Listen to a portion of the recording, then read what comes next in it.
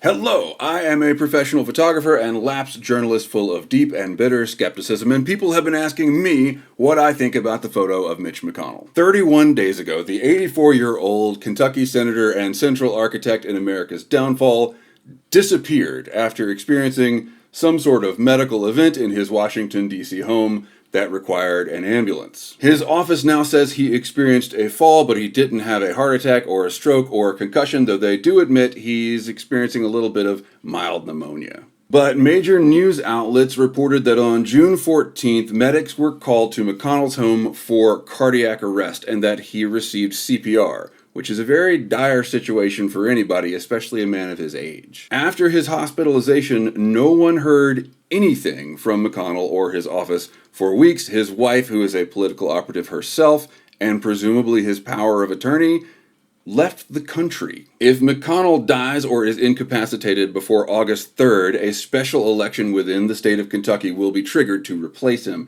and it's thought that that election could be very risky from the GOP's perspective. If he is deemed unable to serve after August 3rd, then the seat sits vacant. So it's easy to see why folks on the internet began to wonder if Mitch McConnell was dead or on life support, and those around him were simply trying to run out the clock for political advantage. There was no word for 28 days until Sunday when Lindsey Graham died, and suddenly Mitch McConnell made a statement through his office and released a photo of himself in a rehab center with his wife. Immediately, internet sleuths began poring over this photo looking for evidence that it might be AI generated or altered in post, and people began asking me for my thoughts. And we're going to get into it, but let's stop here for a moment and address the fact that we're at a point in our society in which sitting U.S. senators have to pose with a newspaper as proof of life, as if he's like a kidnapping victim in a 1930s PI film noir, or like he's the Lindbergh baby.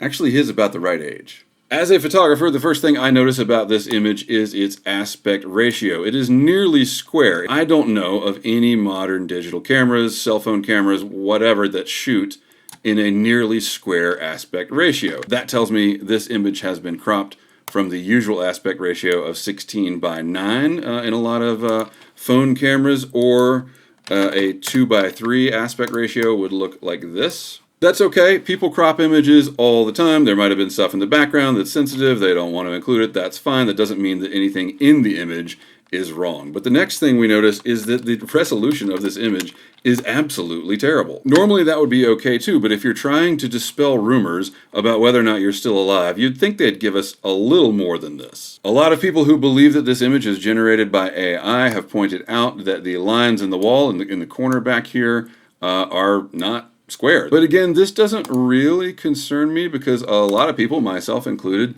have a hard time keeping their camera level when they're shooting a photo. And so we can go in and adjust the image like this to make those lines a little more vertical. But as you can see, that leads to further problems. Even after adjustment, a lot of people have pointed out that the cant of the lines is not consistent from line to line. This is going to be terrible. I'm so sorry. I'm bad at this. As you can see, the lines over here, they lean one way, and the lines over here lean another way. Again, I get it, but that is not particularly concerning to me because that is often an effect of perspective and barrel distortion in wide-angle lenses, which are typically what is included on mobile devices. So if we correct for that distortion, those lines look pretty real and normal to me. Okay, we're back to the original image. Let's zoom in again. A lot of people have pointed out the high contrast edge here on the left side of this pillow. Yes, it is a high contrast edge. They say that it looks like the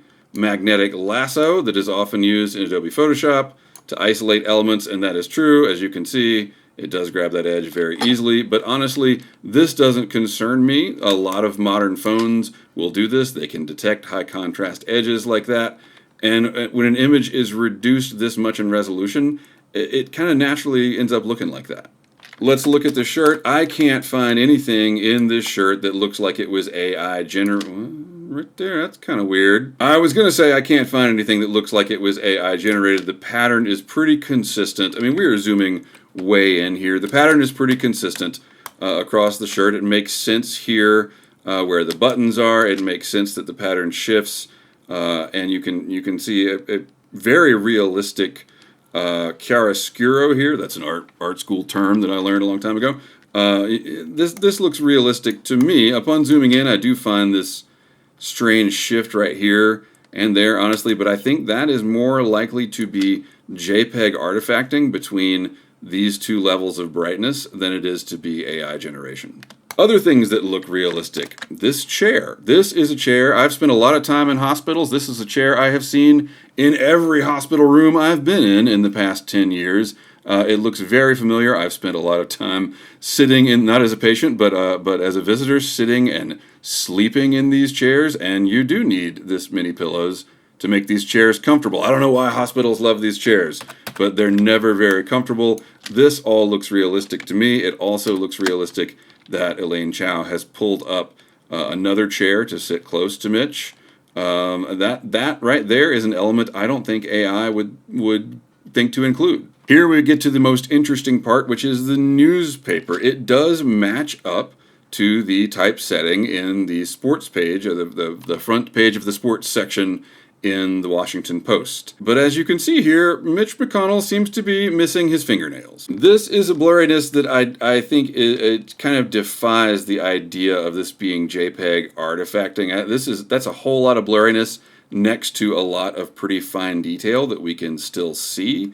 We can see the wrinkles in his knuckles, but we can't see his fingernails. That is interesting to me, but I don't think that it necessarily means the image was generated by AI. If we look at his other wrist, we can see clearly there's some sort of bandage there where he's probably had an IV. There's some bruising on the back of his hand. If you've ever been around old people in a medical setting, this is, it's very, very common. It's everywhere. I would be more concerned if he didn't have it. What I bet happened here is he had a pulse oximeter on this finger and they photoshopped it out. He probably had wires and IV coming out somewhere over here, and they photoshopped that out a little better, a little more successfully.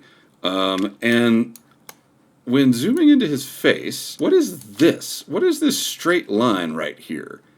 I don't know. I wonder if it's a nasal cannula giving him oxygen, and they photoshopped it off his face, but not right here. Something else that bothers me about this image is what is this? Like, we presume it's a placard on the wall, right? But actually, what is it? There's no text, there's no writing, there's no, it can't be like a door, like a utility panel door. There's no obvious screws or handles. What is that? Other than that, the image is pretty convincing to me. I think that obviously the main light is coming from a window to our left, to his right, and the secondary light is the warm incandescent light bulb over here out of frame that is reflecting very realistically off his head.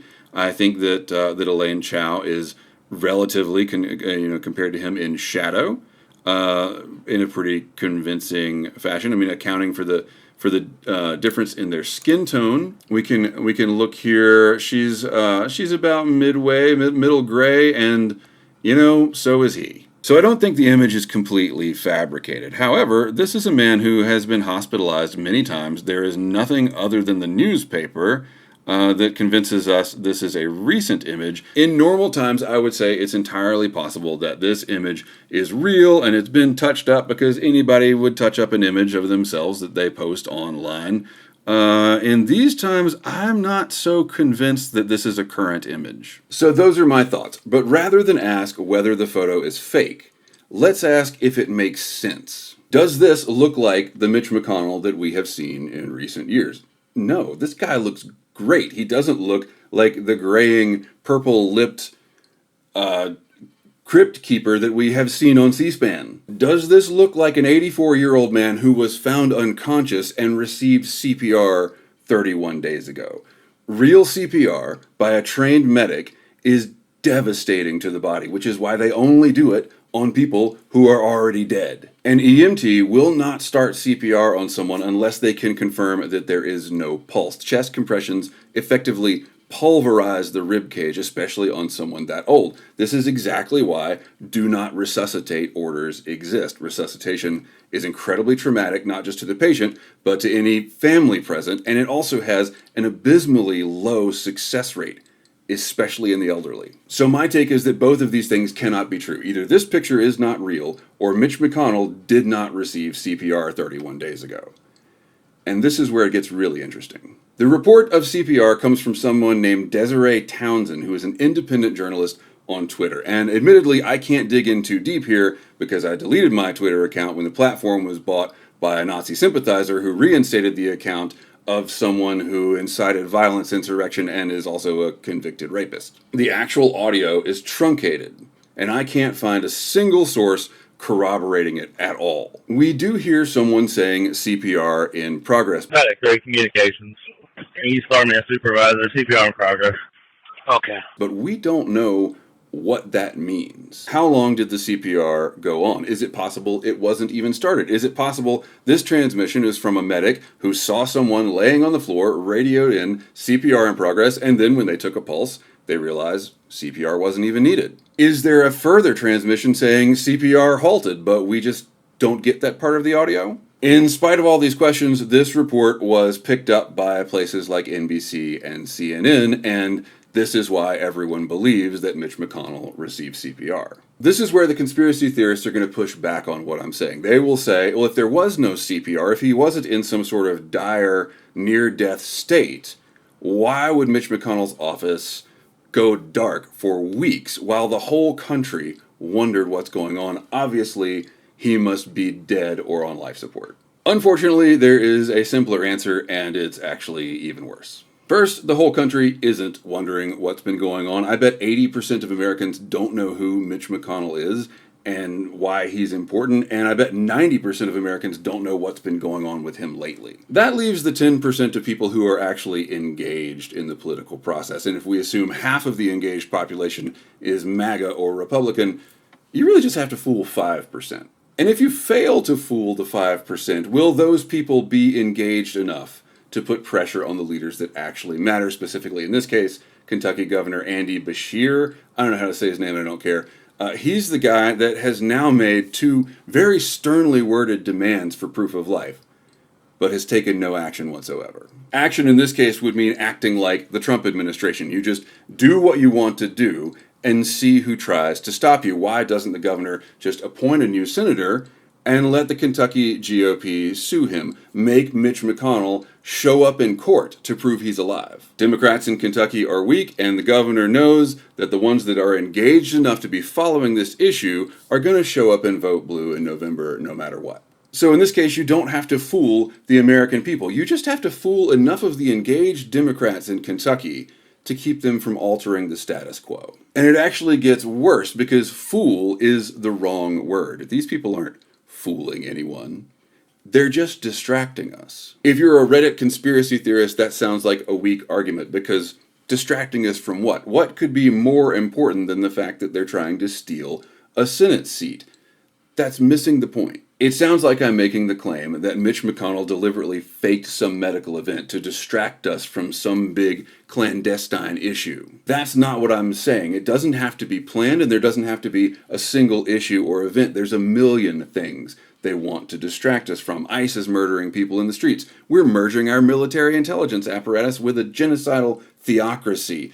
There's rampant inflation. There's the Iran war and the Strait of Hormuz. There's the Epstein files. There's a whole background of things they want to distract us from. If you had to put a single name on it, the thing that they're distracting us from is the downfall of the American experiment. Again, they're not fooling anybody. Everybody can see what's happening. So if you're an American politician today, the game itself is distraction. The central political apparatus in America is distraction. Our economy is built on distraction. Clickbait, rage bait, engagement bait, these things keep us from focusing on the things that matter, from focusing on bettering our lives and building opportunities to create a world in which we can address the problems that we face. So if you're Mitch McConnell and you happen to have a medical event, as any 84-year-old man will, the most effective way to take advantage of that opportunity is to do